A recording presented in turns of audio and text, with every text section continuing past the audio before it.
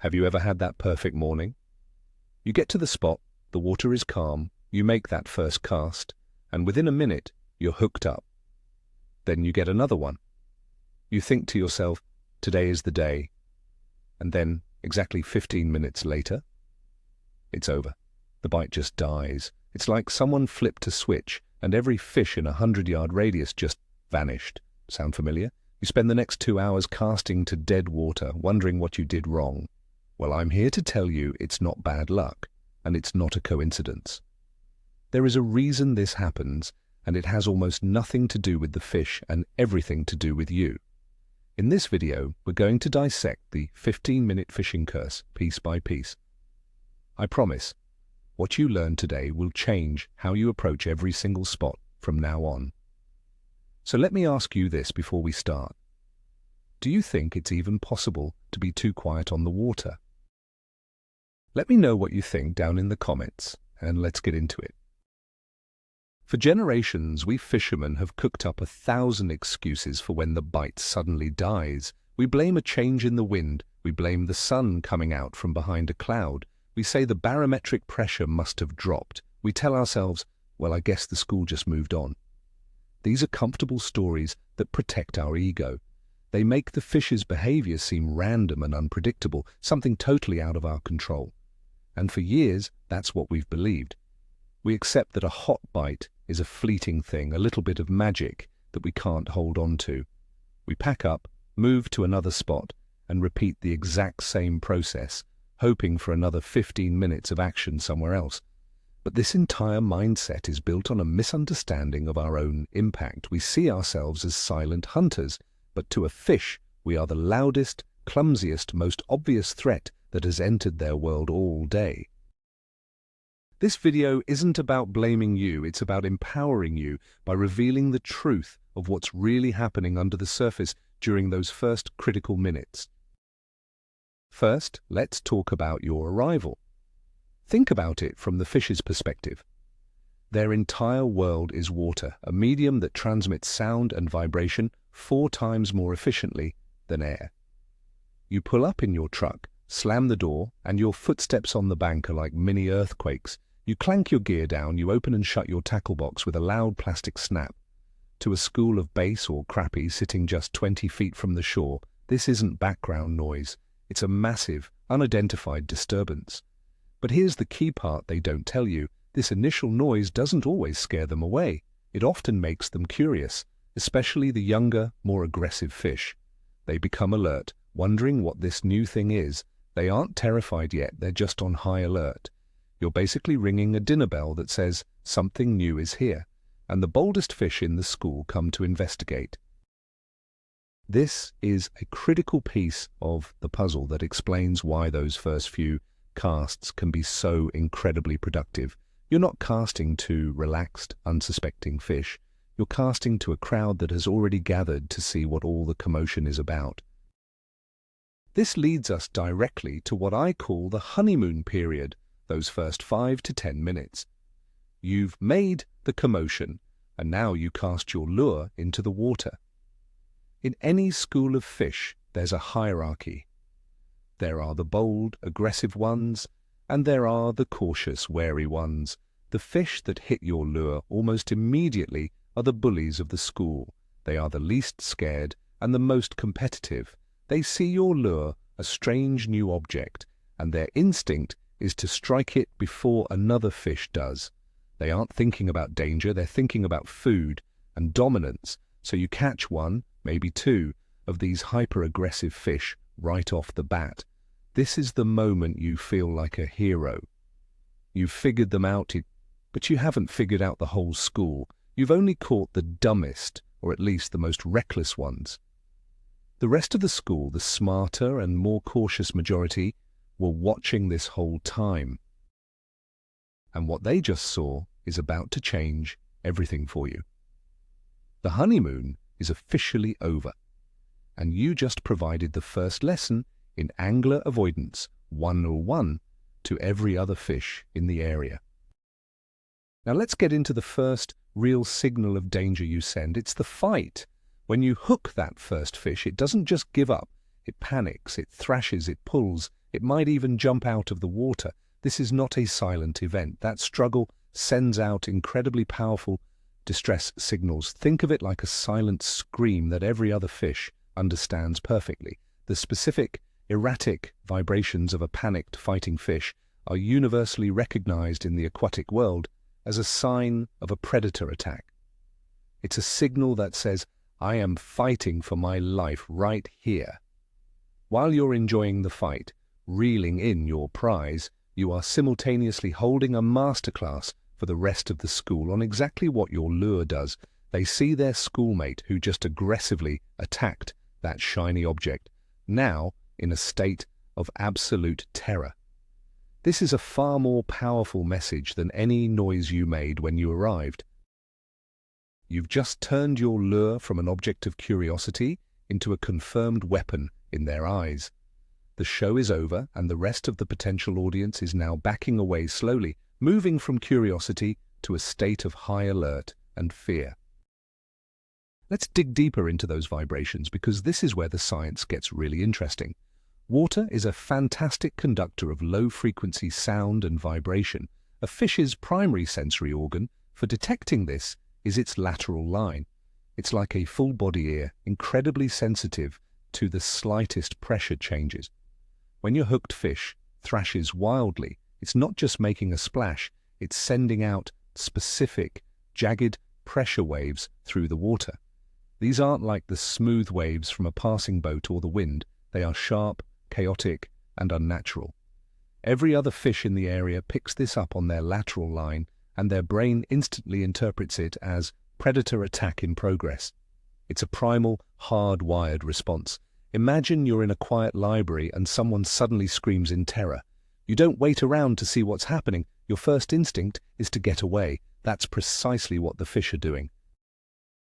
The fight you enjoyed so much was the equivalent of a fire alarm going off underwater. The most crucial part is that these vibrations travel far and fast, alerting fish you haven't even cast to yet. You've effectively warned the entire spot. But it gets even worse. It's not just vibrations, there's a chemical alarm too. Many species of fish, especially baitfish, and some game fish like carp and catfish, have a special substance in their skin called Schreckstoff, which is German for scare stuff. When the fish's skin is broken or damaged, like by a hook, this chemical is released into the water. It's an alarm pheromone. It's odorless and invisible to us, but to other fish of the same species, it's the unmistakable smell of death and danger. When you're fighting a fish and the hook is tearing its mouth, it's releasing this chemical. As you land it and it flops on the bank or in your net, it's releasing even more. When you release it, it swims away carrying that scent with it, spreading the alarm. Think of it as a chemical flare being shot off, warning every other fish in the vicinity that a predator has successfully attacked one of their own. So not only have you sent out physical warnings through vibrations, you have now contaminated the water with a chemical signature of danger.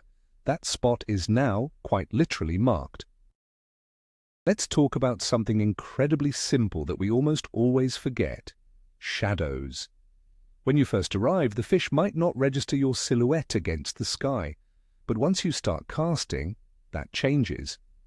The repetitive, rhythmic motion of your arm and your fishing rod creates a moving shadow on the water's surface.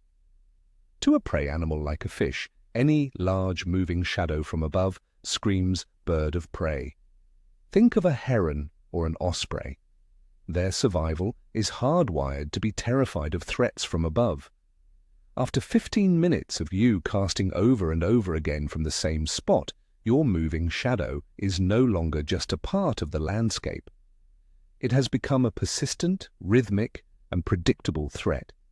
The fish that were initially just cautious are now fully aware of a large predator looming over them. They will either hunker down and stop feeding entirely, or they will move to deeper water or undercover where your shadow can no longer reach them. You've become the monster in the sky, and you did it without making a sound. Now let's circle back to noise, but this time, let's talk about the small, persistent sounds. Not the big noises of your arrival, but the little things you do over those 15 minutes. You set your rod down on a rock. You open your tackle box to change a lure. You shuffle your feet on the gravel, you cough. You might think these sounds are insignificant, but remember, sound travels incredibly well through the ground and into the water. Every time your heel grinds into the dirt on the bank, that vibration is transmitted directly into the fish's world. The click of your reel, the scrape of your net on the ground, the thud of a cooler lid, these are all unnatural sounds. Over a 15-minute period, you are creating a symphony of little disturbances. It's like having a noisy neighbor. At first, you might ignore it, but after a while, the constant, unpredictable noise becomes impossible to ignore. For the fish, these persistent, unnatural sounds confirm that the initial disturbance of your arrival was not a one-time event. It's a continued presence, and it's a presence that doesn't belong. There's a common misconception among anglers, this idea of thinning the herd. We catch 1 or 2 fish and think, great, now there's less competition, the others will be easier to catch. The reality is the complete opposite. Fish, especially schooling species, rely on each other for safety. The disappearance of a schoolmate is a major red flag. When one fish is violently ripped from the group, the others don't see it as more food for me. They see it as a direct and successful attack on their unit. The social dynamic of the school is disrupted. The remaining fish become extremely tense and wary. Their behavior shifts from feeding and competing to self-preservation. They will often tighten their school, drop deeper in the water column, or move to heavy cover. So catching that first aggressive fish didn't make your job easier. It actually made it exponentially harder by putting the entire rest of the school on high alert lockdown. You didn't thin the herd, you terrified it into hiding. Let's discuss the problem of lure overexposure. You've caught a fish on a specific lure, a green plastic worm, for example. Your first instinct is to keep throwing it, right? If it works, don't fix it. But the fish that saw their buddy get eaten by that green worm are now highly educated. They just witnessed that exact lure, with its specific color, size, and action, result in a violent abduction. Throwing it out there again is like showing a picture of the kidnapper to the rest of the family. The fish that were cautious before are now completely conditioned against that specific presentation. They're not going to touch it. Even fish that didn't see the first catch up close will become wary after seeing the same unnatural object swim by their face 10 times in a row without behaving like a real creature. They realize it's a fake. Your magic lure has a very short lifespan in any given spot. Continuing to throw it is one of the fastest ways to ensure the bite stays dead. The element of surprise is gone and you've revealed your hand. Think about your retrieve. That first cast into a fresh spot is often your best one. The lure lands and you begin your retrieve with focus. But after a dozen casts, we all get a little lazy, a little mechanical. Your retrieve becomes a repetitive, rhythmic pattern. Twitch, twitch, pause. Reel, reel, stop. Real prey doesn't move like that. A real crawfish scurries unpredictably. A real minnow darts and pauses at random. Your perfectly timed, human-made rhythm is a dead giveaway. Fish are masters at pattern recognition. It's how they survive. After 15 minutes of watching your lure perform the exact same dance over and over, they recognize it as artificial. It doesn't trigger their feeding instinct anymore because it's predictable. It's the underwater equivalent of a bad robot dancing. They know it's not real, so they ignore it. Your efficiency and consistency, things you might think are good, are actually working against you by making your presentation look completely unnatural to the fish you're trying to fool. You have to actively fight this robotic tendency. Okay, let's address the old classic, barometric pressure. Anglers love to blame the barometer, but here's a different way to think about it. It's probably not that the pressure took a nosedive in the exact 15 minutes you were there. It's more likely that the pressure was already unstable or trending downwards and the fish were already on edge because of it. When the pressure is changing, fish often feed in short, aggressive windows. You may have simply arrived during one of those brief feeding windows. You caught the few aggressive fish that were trying to get a quick meal before the weather turned.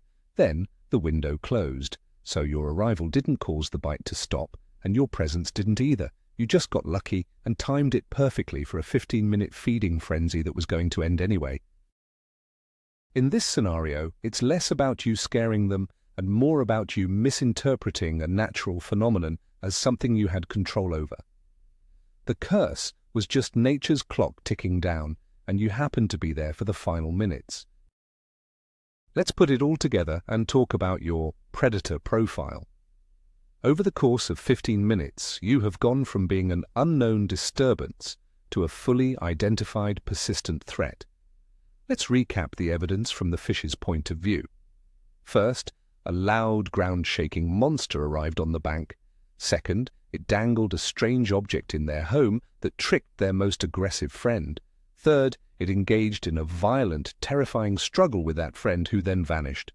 Fourth, the monster kept waving its arms, casting a scary shadow over them. And fifth, it keeps throwing the same fake-looking thing into their kitchen over and over again. When you lay it all out like that, is it any wonder they stop biting? You have established a complete predator profile. You are no longer a mystery. You are a known danger. The fish that remain have made a very simple and very smart calculation. That thing on the bank is catching and killing us. The only safe thing to do is to stop eating and hide. Your 15 minutes were the time it took for them to gather enough data to reach this conclusion. Let's revisit ground vibrations because they are more important than you think. This isn't just about your heavy footsteps when you arrive. It's about every single movement you make. Let's say you're sitting on a bucket or your tackle box. You reach for your drink, you shift your weight, you stand up to stretch your back. If you are on the bank, every one of these small movements sends subtle vibrations through the ground and into the water. If you're in a small boat, especially an aluminum one, the effect is even more pronounced. Dropping a pair of pliers on the floor of a john boat is like hitting a gong.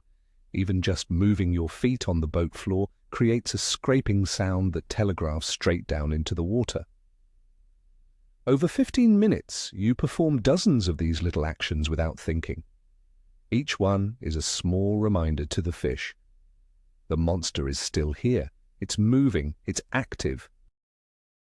It prevents them from ever settling down and feeling safe enough to resume feeding. Your constant fidgeting is a constant broadcast of your presence. This all leads to a concept I call spot burnout. You haven't just temporarily spooked the fish, you have fundamentally altered the conditions of that specific spot for a significant period of time. You've filled it with distress vibrations, alarm pheromones, and the mental association of a predator attack. The spot is, for lack of a better word, poisoned for at least the next hour, maybe longer. The remaining fish are not just going to forget what happened in a few minutes. They are now actively avoiding that 10 by 10 foot area where their schoolmate was taken. They will remember. So you can change your lure, you can change your casting angle, you can try all the tricks you want. It doesn't matter. You are still fishing in a crime scene. The fish have moved 10 yards to the left or right, or gone into the thickest cover they can find, and they are not coming back to that spot until they feel the threat is long gone. The bite isn't dead. The fish have just moved out of the hot zone you created. Now what if you're using live bait?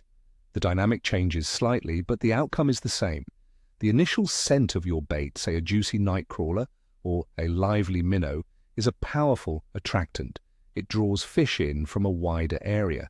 This is why bait fishing can sometimes feel even faster at the very beginning, but the moment you hook a fish, the same rules apply. The struggle, the vibrations, the alarm pheromones are all there. But now there's a new negative association. The fish see their schoolmate get dragged away from that very specific, delicious-smelling spot. The scent cloud that was once an invitation to a feast has now become the smell of a trap. They can still smell the bait, but now that smell is linked directly to the terrifying image of their friend being abducted. It's a classic case of bait and switch, and fish learn from it very, very quickly. Your bait slick has turned from an asset into a liability, marking the danger zone with a scent. Consider the subtle changes in light. This is especially true during those prime fishing times of dawn and dusk. In a 15-minute span, the sun's angle changes perceptibly. That low morning sun might have been behind you when you started, putting your lure in perfect shadow. But 15 minutes later, the sun has risen higher, and now it's glinting directly off your fishing line, making it look like a spider's web to a wary base. Or perhaps the light angle has changed just enough to reveal the unnatural sheen of your lure's clear coat. Fish have excellent eyesight, adapted to see in their underwater environment. They are highly sensitive to flashes of light, reflections, and anything that looks out of place. What was a perfectly subtle presentation at 6:15 a.m. becomes a clumsy, obvious fake by 6:30 a.m., all because the lighting conditions changed. You're doing the exact same thing, but the environment has changed and it has exposed your trick. Let's give the fish some credit. They are not mindless eating machines. They are survivors. The fish that live to be the biggest and oldest are the ones that are the most cautious. These are the ones that don't rush in to bite the first lure they see. While you were busy catching the young, aggressive fish, these wise old survivors were hanging back and observing. They saw everything.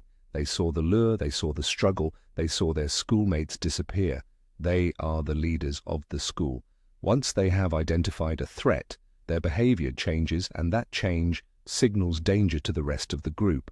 They might subtly turn away or move towards cover, and the others will follow their lead. You never even had a shot at these smarter fish, but they are the reason the rest of the school, the ones you might have had a chance at, have now shut down completely. They are following the lead of the smart ones who survived. Think about the simple sound of your lure hitting the water. The first cast makes a plop that can actually attract fish. It's a new sound, and it might sound like a struggling insect or a frog jumping in. It sparks curiosity, but what happens on the 10th cast or the 20th? That same plop in the same spot over and over again becomes an unnatural rhythm. It's no longer a sound of potential food. It's the sound of the hunter. It's a repetitive calling card that announces your presence with every single cast. Imagine someone knocking on your door once. You might answer, but if they knock every 30 seconds for 15 minutes straight, you're not going to open that door. You're going to assume there's a problem. The fish feel the same way. Your repeated casting is not tempting them. It's harassing them until they decide to leave the area or ignore you completely. Here is a crucial point that most anglers miss entirely. You think the bite has died, but what that often means is that the fish have simply made a very small adjustment. They haven't necessarily fled to the other side of the lake. They may have just moved 15 or 20 feet. They might have shifted from the sunny side of a log to the shady side. They might have dropped from 5 feet of water to 8 feet of water right under your boat. They are now in an observation position. They feel safe, and they are watching you. You continue to cast to the exact spot where you got the first bite, but the fish are no longer there. They are just out of reach, watching you pepper the now empty kill zone with your lure. The fishing hasn't stopped. Your ability to locate them has. They've made a simple, tactical retreat, and you're left high and dry because you assumed they either left entirely or just stopped being hungry. So, to put it all together, what is the 15-minute curse? It's not a curse at all, it's a timer. It's the average amount of time it takes for a clumsy, noisy predator, that's us, to convince every fish in the area that we are a threat. It is the cumulative effect of everything we've discussed. It's the initial noise of arrival, the vibrations from the fight, the alarm pheromones in the water, the moving shadows, the repetitive sounds, the lure overexposure, and the education of the school. It's not one single thing, it's a death by 1,000 cuts. You are systematically and efficiently ruining your own spot through a series of small, seemingly insignificant actions. The fish aren't fickle or mysterious, they are logical, pattern-recognizing survivors, and the pattern you're creating in those first 15 minutes is one of pure, undeniable danger. The bite stops because the fish are smart and we are loud. So, there you have it. The reason the bite dies after 15 minutes isn't a mystery of the deep. It's not the fish's fault, it's ours. The single biggest takeaway, the real Wadito Poverot moment here, is realizing that everything we do, from the moment we step out of our truck to the way we reel in our line, is broadcasting our presence to our prey. We think we're hunting, but most of the time we're just scaring everything away. This completely changes the game. It means that stealth, silence, and strategy aren't just for elite pro anglers. They are the fundamental skills you need to overcome this curse. You have to think like a heron, not like a bear. Move slowly, be quiet, make every cast count. And when you do catch one, consider moving a little bit to cast to the unducated members of the school. Thank you so much for watching and for letting me challenge some of those old fishing beliefs. If this video opened your eyes, please hit that like button and subscribe for more content that will actually make you a better angler. Now for my final question, and I want you to be honest, what's the one noisy habit you know you're guilty of on the water? Let's all confess our sins in the comments below. See you on the water.